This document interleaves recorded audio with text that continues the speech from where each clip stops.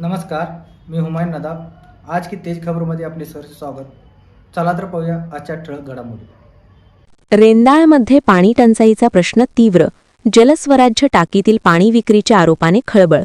रेंदाळ तालुका हातकणंगले येथील अंबाईनगर परिसरात निर्माण झालेल्या तीव्र पाणी टंचाईमुळे नागरिकांमध्ये संतापाचे वातावरण असून या प्रश्नावर आज अखिल भारत हिंदू महासभा रेंदाळ शहरच्या वतीने ग्रामपंचायतीला निवेदन देण्यात आले. यावेळी महिलांची लक्षणीय उपस्थिती पाहायला मिळाली. निवेदनानुसार अंबाईनगरमध्ये 8 दिवसांनी केवळ अर्धा तास पाणीपुरवठा होत असून तो अत्यंत अपुरा ठरत आहे. यामुळे पिण्याचे पाणी, स्वयंपाक आणि स्वच्छतेचे प्रश्न गंभीर बनले असून नागरिकांचे दैनंदिन जीवन विस्कळीत झाले आहे. प्रशासनाने तातडीने उपाययोजना करावी अशी मागणी करण्यात आली आहे. परिसरात जलस्वराज्य योजनेअंतर्गत पाण्याची टाकी उभारण्यात आलेली असतानाही नियमित पाणीपुरवठा होत नसल्याची तक्रार नागरिकांनी केली.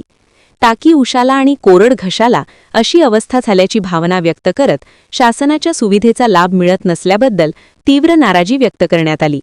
दरम्यान जलस्वराज्य टाकीतील पाणी खासगी टँकरद्वारे विकले जात असल्याचा गंभीर आरोपही करण्यात आला आहे. सार्वजनिक योजनेतील पाणी नागरिकांऐवजी बांधकामे व इतर कारणांसाठी विकले जात असल्याची चर्चा असल्याने या प्रकरणाची सखोल चौकशी करण्याची मागणी करण्यात आली आहे. तसेच पाटाचे पाणी रात्री 12 ते पहाटे 4 या वेळेत सोडले जात असल्याने महिलांसह ज्येष्ठ नागरिक आणि कुटुंबांना मोठ्या अडचणींना सामोरे जावे लागत आहे. त्यामुळे पाणीपुरवठ्याची वेळ सकाळी 6 ते रात्री 11 या कालावधीत ठेवावी अशी मागणी करण्यात आली आहे. निवेदन देताना परिसरातील महिलांनी मोठ्या संख्येने सहभाग घेतला. पाणी टंचाईचा सर्वाधिक फटका महिलांनाच बसत असल्याने त्यांनी तात्काळ उपाययोजना करण्याचा आग्रह धरला. प्रशासनाने त्वरित दखल घेऊन जलस्वराज्य टाकीतील पाणी विक्री थांबवावी आणि टंचाईग्रस्त भागात टँकरद्वारे नियमित पाणीपुरवठा सुरू करावा अशी मागणी करण्यात आली आहे.